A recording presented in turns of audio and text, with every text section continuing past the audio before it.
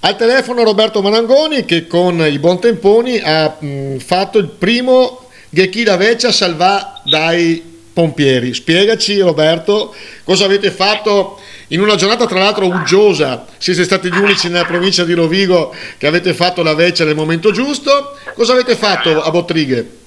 Allora, ciao a tutti, ciao Leandro. Allora, innanzitutto è un'idea che è partita un anno fa tra noi Buontemponi e l'associazione ricreativa bottrighese Aribo. Abbiamo detto perché non ci mettiamo insieme e facciamo una bella festa della Befana con i pompieri. Tra l'altro uno dei componenti dell'associazione Aribo è proprio un pompiere, Fabrizio Romani, e quindi già specializzato nel ferrarese perché lavora là su queste cose, e abbiamo ideato la festa.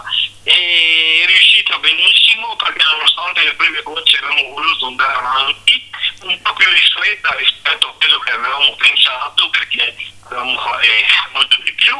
Sono arrivati gli antichi mestieri della Proloco di Collettola, di cui siamo gemellati, e abbiamo creato proprio una bella festa nonostante la pioggia, la gente con gli ombrelli, i bambini.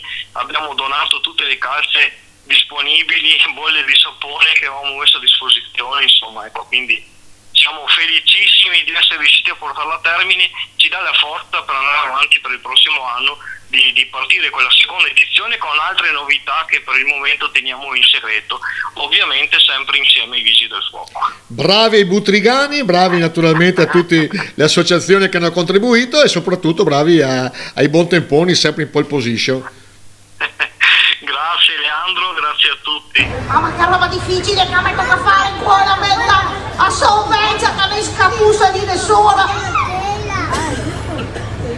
La scuola, mi raccomando. È importante, sarà con Eccola! L'abbiamo salvata! Grazie! Ai Vigili del Fuoco di Adria!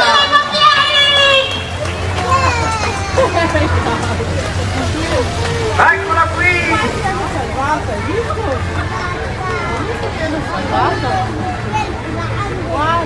Evviva! A soffro fiore vertigini, ma mi sia di caro, posso sopportare tutto.